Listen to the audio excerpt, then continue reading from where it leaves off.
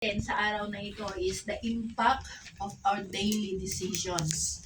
At pinamagatan ko po ang ating mensahe sa araw na ito ng Your Choice Matters.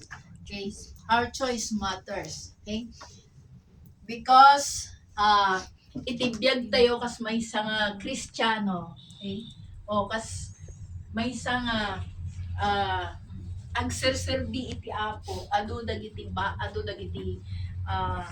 bagay nga umay itibiyag tayo nga numaminsan saan tayo nga mapakpakadaan may kat nakaaramid tayo kadagiti decisions nga iti ud-udi na kat pagbabawian tayo. True. Diba? May nangyari na ba po sa inyo? Yes. Ganon? Yes. Okay. There are times na hindi natin namamalayan nakakagawa tayo ng mga decisions that in the end ay nagsisisi tayo.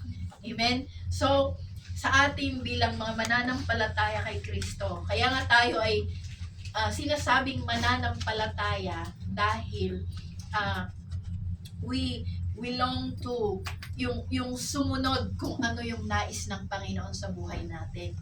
Kaya't kailangan sa ating mga desisyon, we need to entrust o we need to kailangan nating i-commit kini Apo Dios upang sa ganon ay hindi tayo magsisisi sa huli. Amen? Okay, so ang ating teksto po sa araw na ito ay matatagpuan doon sa Deuteronomy 30 verse 15 to 20. Okay? So, kunana dito ay, now listen, today I am giving you a choice between life and death, between prosperity and disaster. For I command you this day to love the Lord your God and to keep His commands, decrees, and regulations by walking in His ways. So, ayan yung kunana, kasano tayo kanong ayatan ni Apo Dios kan jitong palon dagiti command wano dagiti decrease wano dagiti regulation ni Apo Dios ket babaan iti dayjay panagnatayo iti wagas ni Apo Dios. Amen. So if you do this kunana no aramidan nyo dagitoy kunana you will live and multiply. Amen. And the Lord your God will bless you and the land you are about to enter and occupy. Kunana.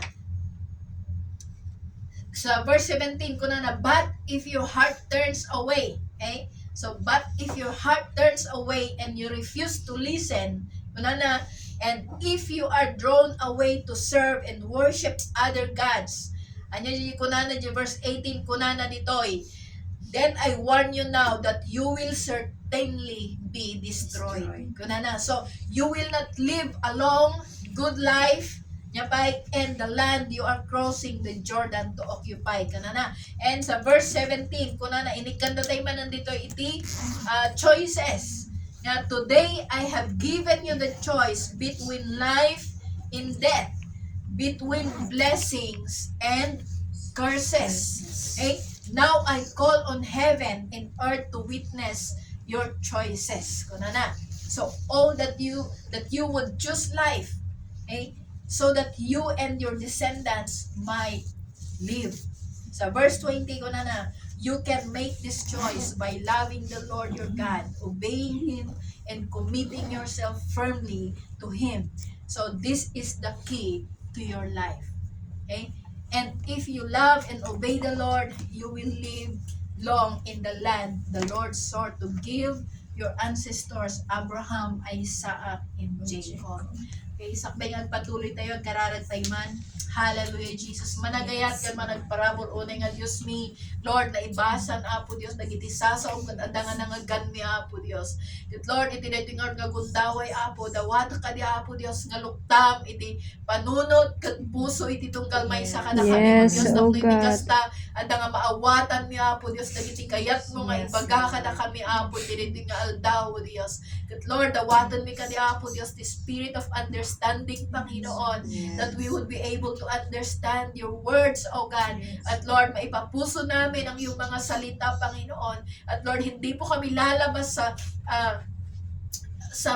room na ito, Panginoon, na hindi namin natanggap ang mensahe mo sa buhay ng bawat isa sa Amen. amin, Yes, oh Panginoon. God. Lord, lalabas kami, Panginoon, sa room na ito, O Diyos, na may pag-asa, O God. Lalabas kami, Panginoon, na punong-puno, O Diyos, ng encouragement, Panginoon. Kaya, Lord, maraming salamat at ganun din, Panginoon, sa akin, Panginoon, na yung gagamitin, O God, Lord. May ask for double portion of anointing, Yes, O oh God, God. na ipagkaloob Amen, mo Lord. sa akin, Amen. Panginoon. At Lord, let your words be my words, O God, sa araw na Yes, ito, oh Panginoon. God. Lord, anoint my lips, Panginoon, that I would be able, Panginoon, to deliver your word according to your will, O God. Yes, oh Lord, God. maraming salamat, Hallelujah. Panginoon, at ikaw po ang siyang mapapurihan, madakila, O God, sa araw na ito. In Jesus' name we pray.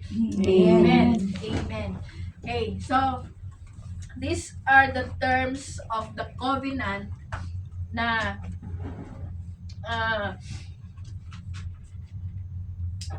yung the Lord commanded Moses. Okay? Ito yung terms of the covenant na sinabi ng Panginoon kay Moses na sasabihin sa mga Israelites.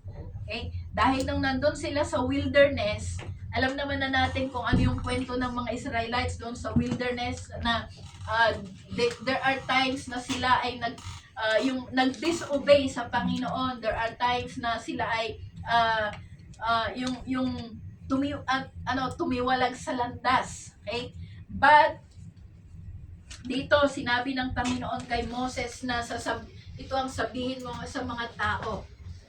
So, ito yung mga sinabi ng Panginoon sa mga tao. So, ito yung sa nabasa natin, makikita natin dito na there is a choices, there is a command, and there is a suggestion. Okay? Na binibigyan tayo ng choices dito. If we choose, anong sabi niya doon sa verse 15? If we choose between life and death or between prosperity and disaster. At doon din sa 19, sinabi niya doon, if we choose life and death and between blessings and curses. Sabi niya, and may command siya dito, ang command dito, sabi niya, na to love the Lord your God and keep His commands, decrees, and regulations by, anong sabi niya dito, walking in His ways, na sumunod tayo sa ways ng Panginoon. Amen? And sabi niya doon sa verse 20 na if you love the Lord your God, sabi niya dito that you can make this choice. So ito yung suggestion niya na you can make this choice by loving the Lord your God, obeying Him and committing yourself firmly to Him. So this is the key to your life. So ang key ng pagpapala sa ating buhay ay yung by loving the Lord your God, okay? By obeying Him and committing yourself firmly to Him. So, sabi niya dito na, and if you love and obey the Lord, you will live. Sabi niya, you will live in the land the Lord swore to give your ancestors, Abraham, Isaac, and Jacob. Amen? Pero sa ngayon, yung katulad ng sinabi ko kanina na in every minute and every hour, every day of our life, maraming mga pumapasok sa ating mga isipan and kailangan natin gumawa ng mga decisions. Okay? Maraming mga decisions na kailangan nating gawin sa bawat araw ng ating buhay. Not, even every hour sa ating buhay. Diba? And ang ating ang nais ko pong talakayin sa araw na ito, yung sinabi niya dito na your choice matters. Okay? So, our choice matters. Napakahalaga yung mga pagpipili natin. Okay? So, una, the power of choice. Okay? Sabi niya dito na the power of choice. Okay? Humans make thousands of decisions. Kadalasan hindi natin namamalayan at iniisip ay nakakagawa tayo ng mga decisions na katulad ng sinabi ko kanina na sa bandang huli ay pagsisisihan natin. Di ba? Ang katotohanan ng mga choices ay sila yung pangunahing hindi maiwasan. Di ba? And it carry consequences that defines our lives. Di ba? Sometimes, yung mga decision natin, ito yung nag-shape sa buhay natin. So, if you make a wrong decision, then you will know the consequence. Diba? Na kung mali yung dinaanan mo, syempre alam mo na hindi tama yung patutunguhan mo.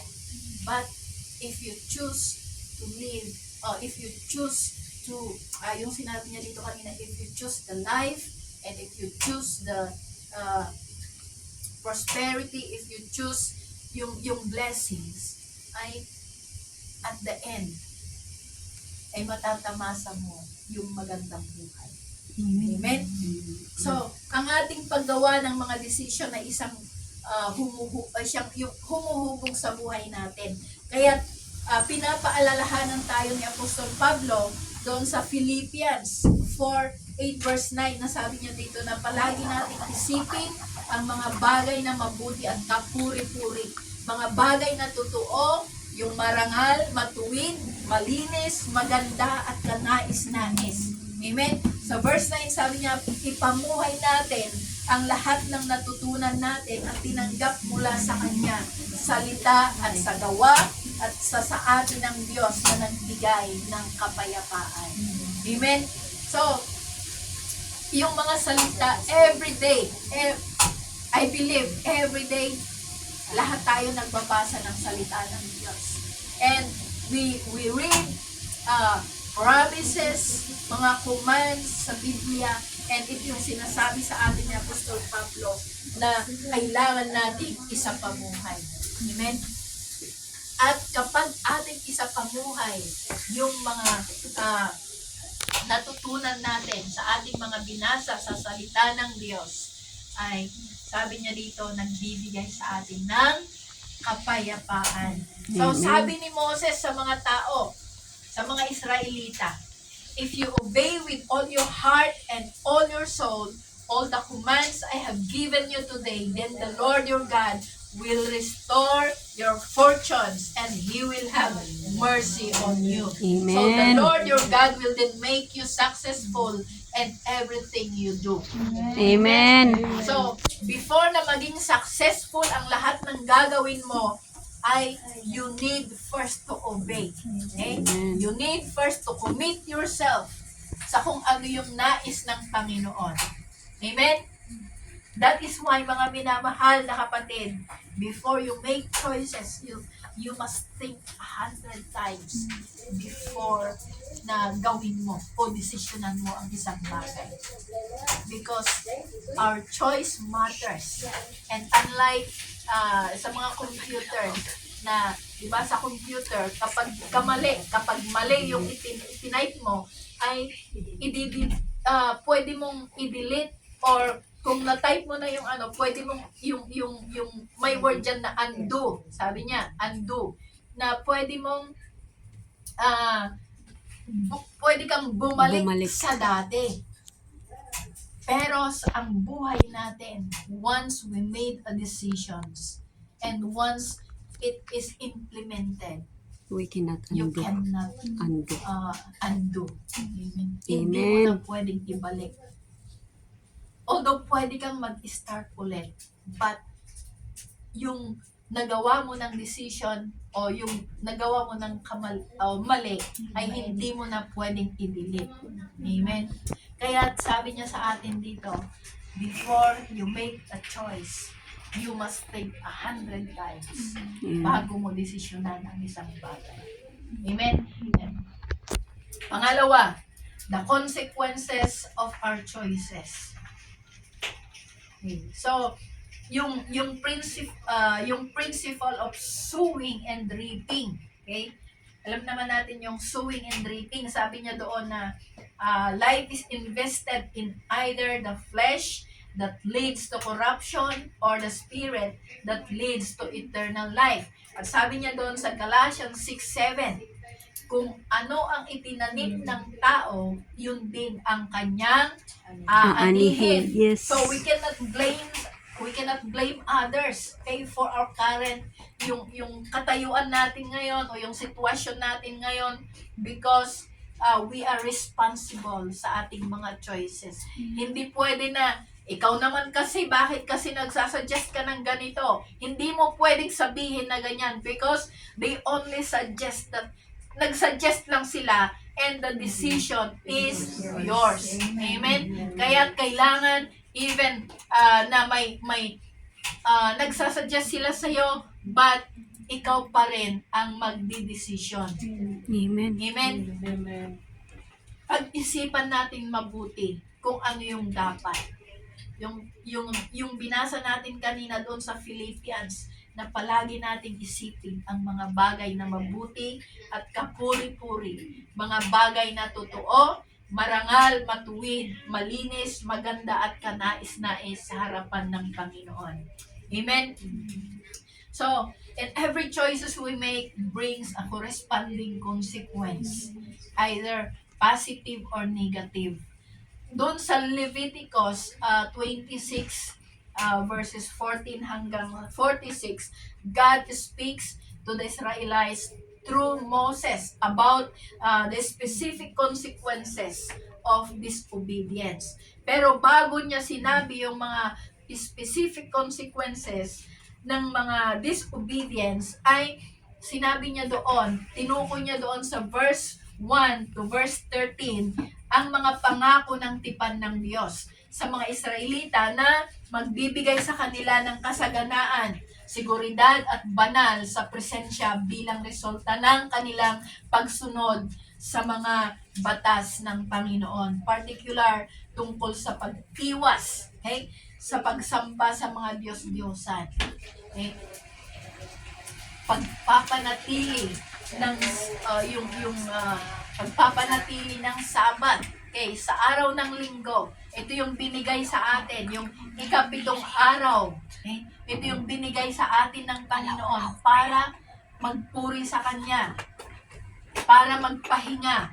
Amen? Dahil ang Panginoon, He created the universe ng 6 days, and sa ikapitong araw ay nagpahinga ang Panginoon.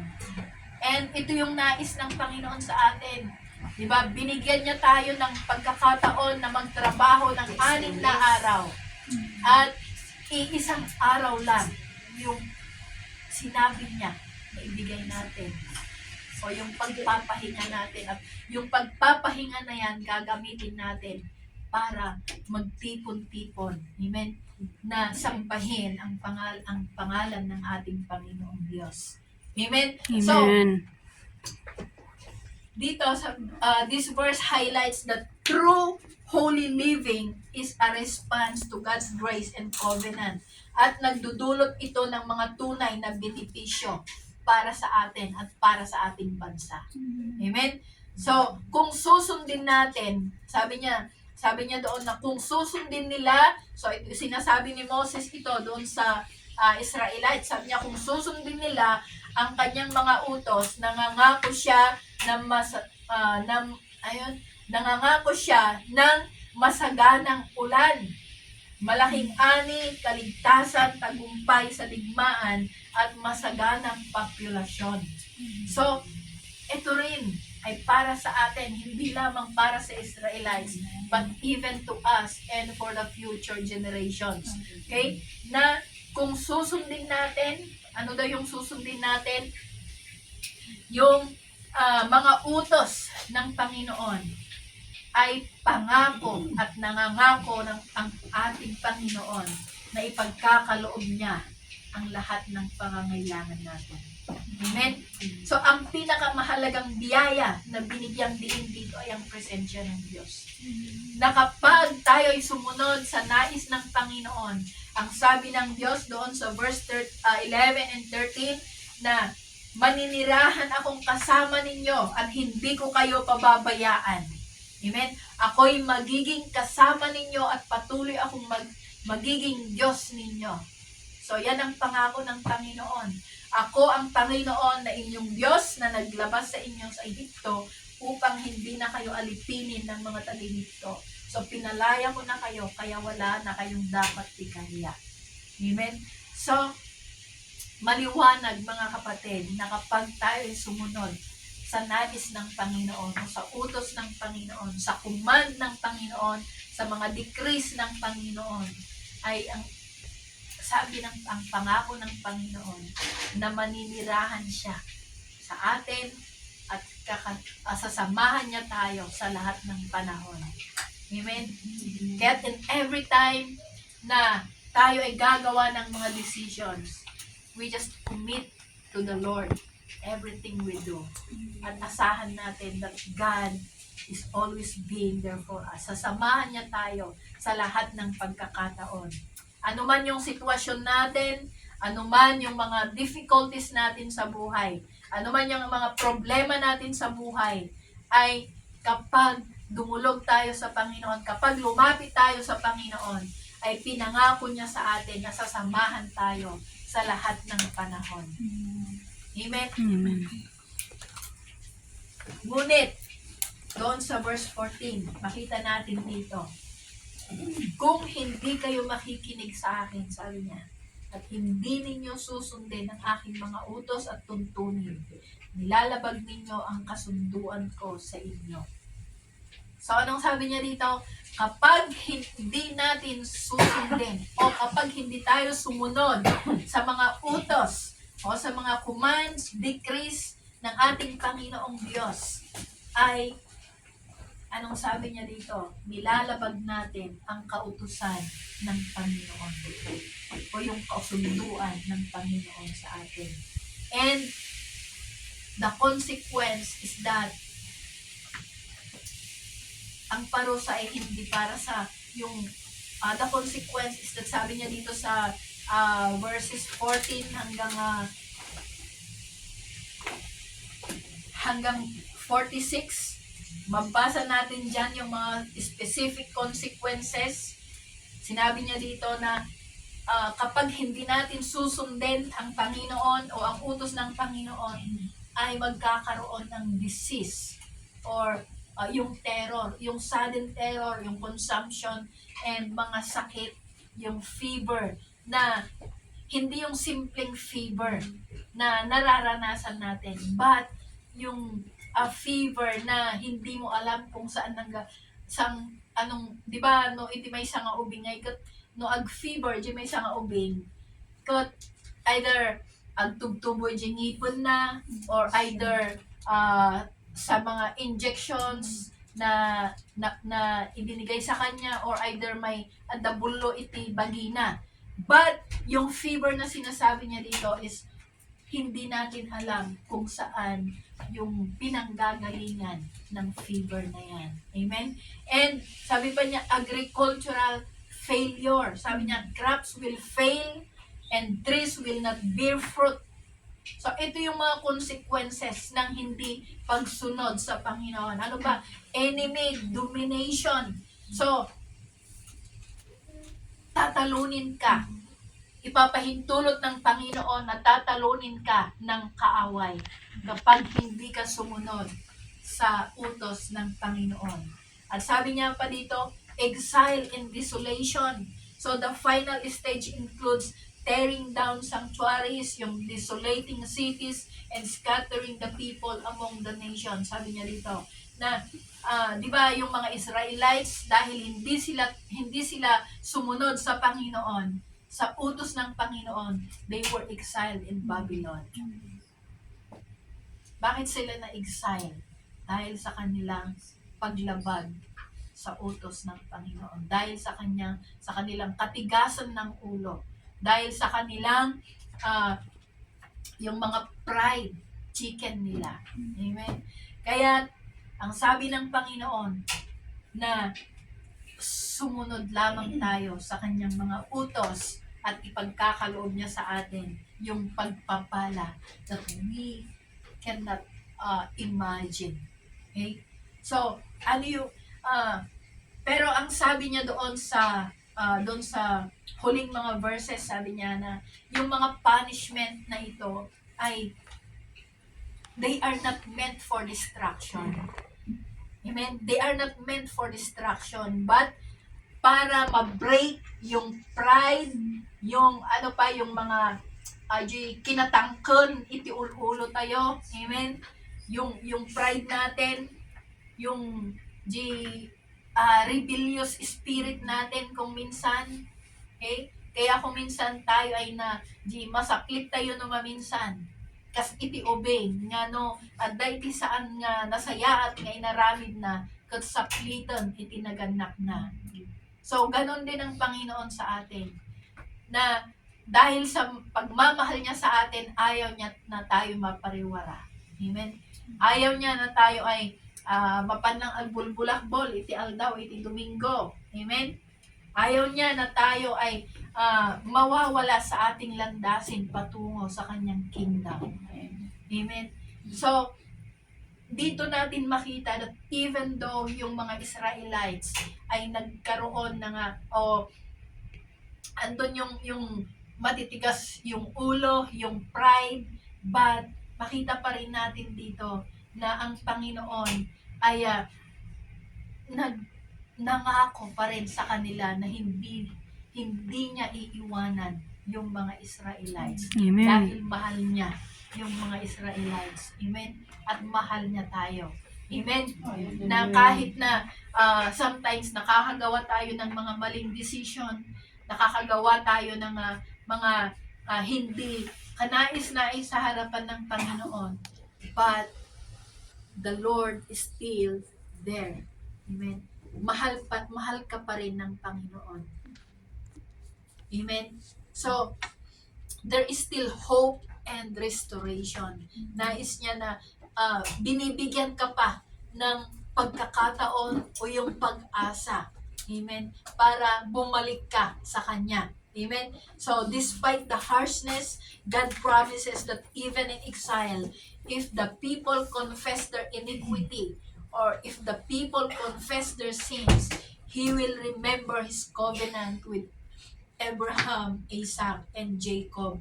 And sabi niya, will not utterly destroy them. So, hindi pa rin niya sisirain o hindi niya nga dadaulan dagiti tao.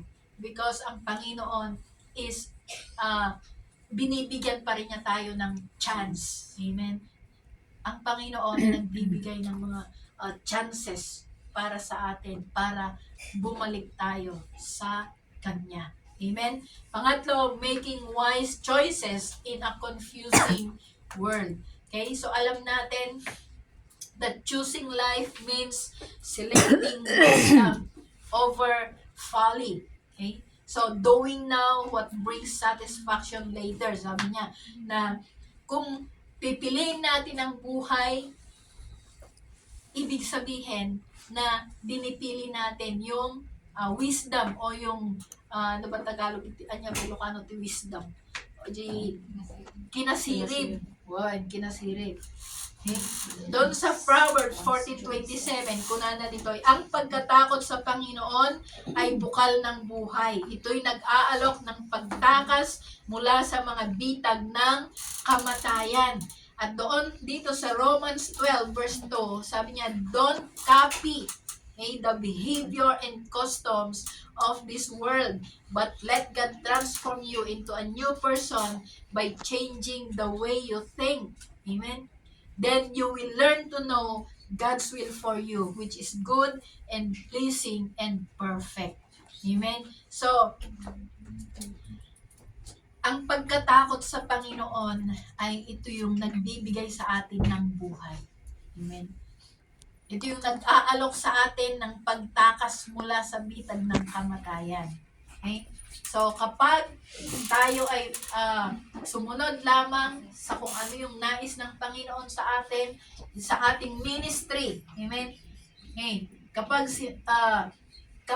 ikaw ay sinasabihan ng Panginoon, okay, sige, magpagamit ka sa inyong church, magpagamit ka na maging isang worship leader o magpagamit ka sa loob ng simbahan. Anong gagawin mo? Okay. We just accept it. Okay?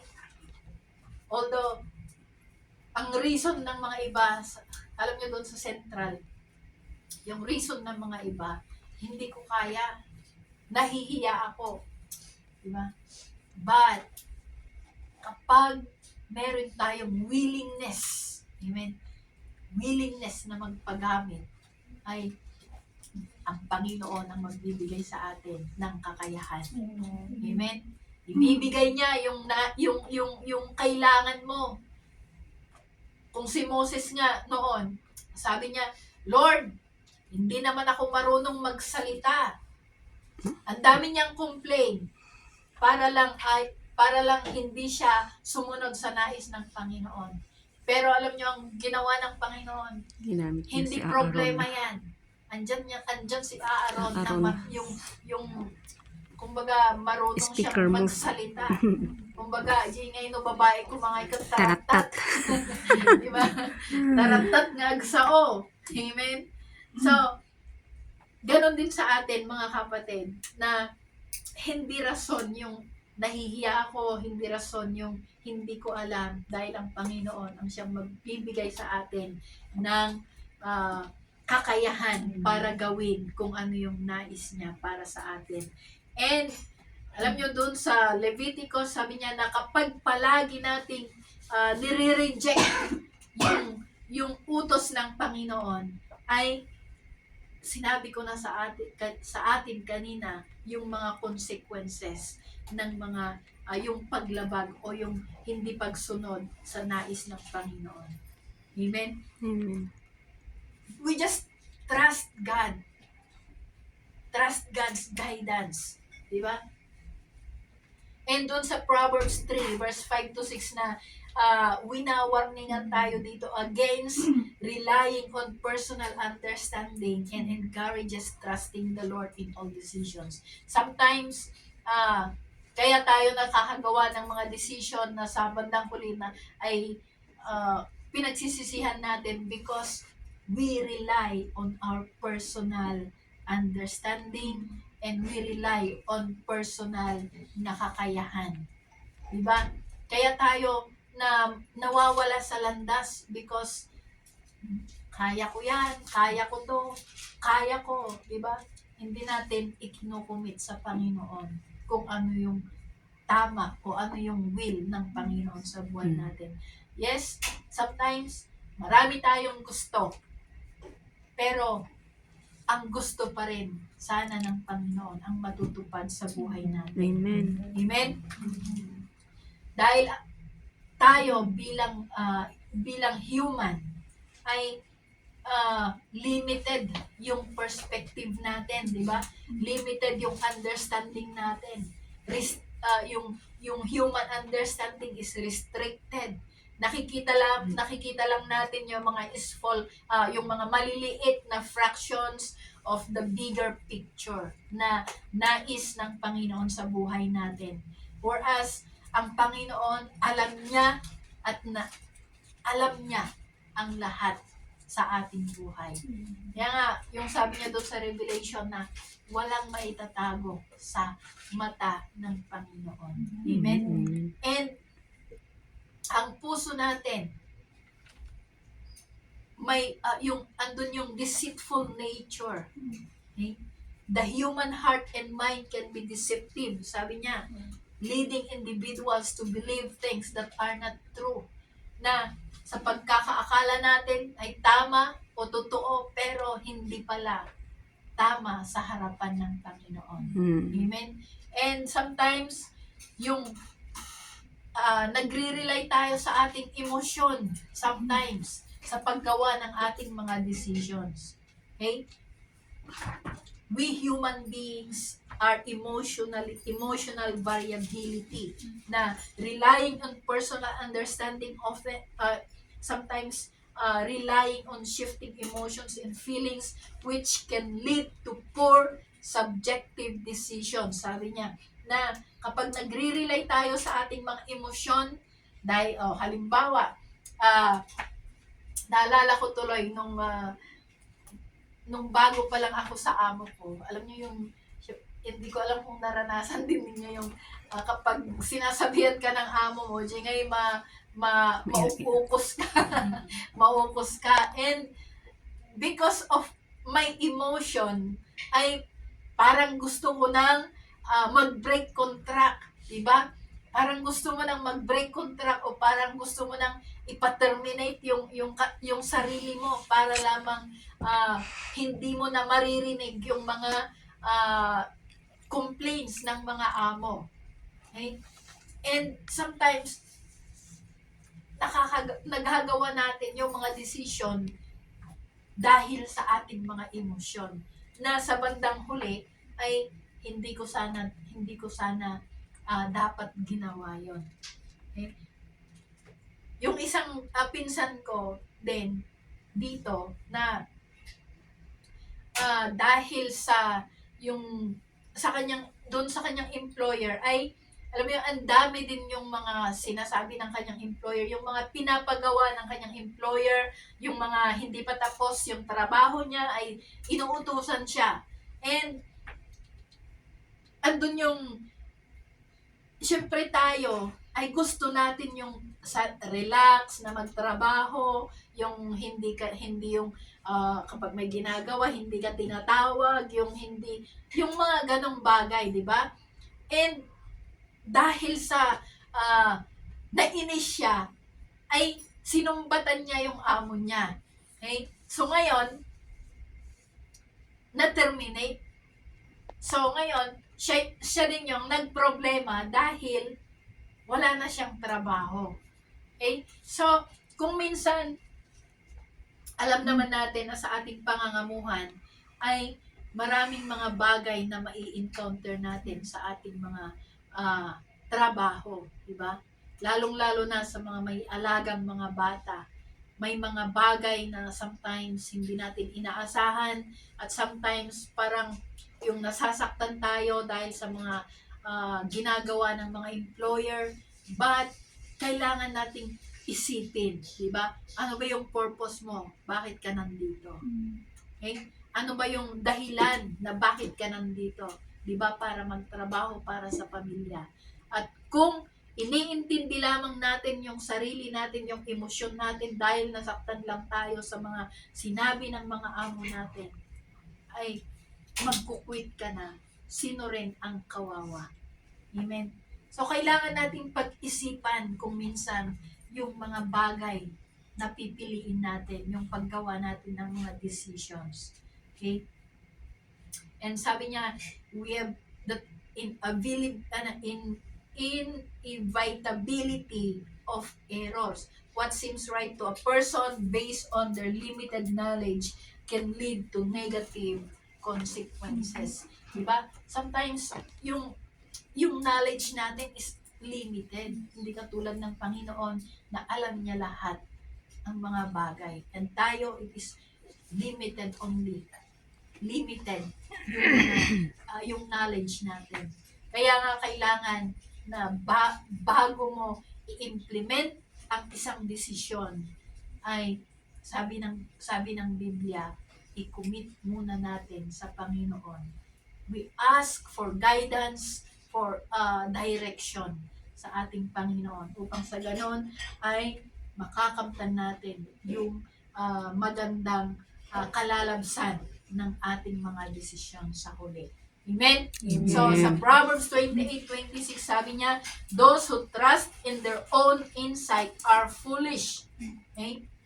But anyone who walks in wisdom is safe. So, hangal daw ang taong nagtitiwala sa kanyang sariling kakayahan. Okay? Pero ang taong namumuhay na may karunungan ay ligtas sa kapahamakan. Amen. So, that is why sometimes we need to seek wise counsel. Amen? But seeking wise counsel means you are acknowledging God in all your ways. Amen? Which brings His direction and guidance in our life decisions. So, that you trust that God is in control. Amen? Even when your situations are confusing. Sometimes, yung may mga bagay na nako-confuse tayo sa ating mga sitwasyon na sometimes hindi natin naiintindihan. Bakit kaya nangyayari ang mga bagay nito sa akin? Bakit ko nararanasan ang mga ito? Di ba? But, sabi ng salita ng Diyos, trust God that He is in control. Amen? Amen. Even ang sitwasyon mo ay napaka-confusing or you're in bad situation, but as you trust in God, sasamahan ka niya at ipagkakaloob niya sa iyo yung tamang desisyon, tamang direksyon. Amen? Amen. At doon sa Proverbs 12 and verse 15 at 13 and 10, sabi niya, it highlights that fools trust their own way. Okay? But wisdom lies in listening to advice. Okay? Amen. Kaya kapag may nag-a-advise sa atin, huwag tayo yung parang napaka-taas na ayaw nating pakinggan yung mga advice. Right. Dahil kung minsan although sometimes yung mga advice sometimes parang hindi applicable sa buhay natin, pero there will be a time na baka kailangan mo at kailangan mo yung advice na yon. And maisip mo na, tama nga yung sinabi sa akin, yung advice sa akin. Amen? Kaya kapag may nag-a-advise sa atin, just magkaroon Keep sana tayo quiet. ng open heart. Amen. Open mind Yes, to amen. accept. Right. Amen? Hallelujah. And for our conclusion, ay binibigyan tayo ng Diyos ng new direction. Amen? Amen. If we choose to serve the Lord and make decisions that reflect His wisdom, ay magbibigyan niya tayo ng bagong direksyon. Amen? Hallelujah. So, Amen. Amen. Dito, si Moses ay yung teksto natin dito na sinabi ng Panginoon kay Moses na sasabihin niya sa mga Israelita ay dito yung binibigyan niya ng dalawang distinct path or dalawang daan. O halimbawa, meron tayong crossroads. Alam niyo yung crossroads, yung daan na ginagsanga nga dalan. So halimbawa, nandun ka sa point na kung saan nandun ka sa kaharap mo yung dalawang daan kung saan ka papatungo doon. Either you choose the left or either you choose the right. And either you choose the life or either you choose the death. Or either you choose Righteous. blessings or Curse. either you choose curse. Amen? So, nasa sa atin kung ano yung pipiliin natin. God gave us the freedom. Amen? To choose. And ang suggestion sa atin is to choose The right. life. Amen. Amen. So, choosing life involves 3 key actions. Loving the Lord, walking in His ways, and keeping His commandments, statutes, and rules. So, ang pagsunod ay maaaring ilarawan bilang isang pagpapahayag ng pag-ibig at pagtatalaga sa Diyos. So, hindi lamang isang mahigpit na pagsunod sa alituntunin ng Panginoon. But, nandun sana yung bukal sa ating puso na gawin kung ano yung nais ng Panginoon o bukal sa ating puso na mahalin ang ating Panginoong Diyos. Amen? Amen. Hallelujah. So, choose life, ito ay isang panawagan na dapat gawin ng ang isang mahalagang desisyon na ito yung makakaapekto, okay, sa kasalukuyang generation at sa mga next generation. Okay? Dahil kung ano yung choice mo, you can also suggest to your sa mga anak, sa mga kaapu-apuhan. Amen? Amen. Because alam mo yung naranasan mo na, kaya syempre makikita na nila na tama yung ginawa mong desisyon na pagsunod sa ating Panginoon. Amen? Amen. So, God is life. Okay? Ang Diyos ang nagbibigay ng ating buhay. So, ito ang mensahe sa atin ng Panginoon. At I believe na may natira, okay, na mensahe sa ating puso sa araw na ito. Amen? Amen. Praise God. So, nais ko pong kantahin ulit natin yung sabi niya, this is my desire to honor you. Amen.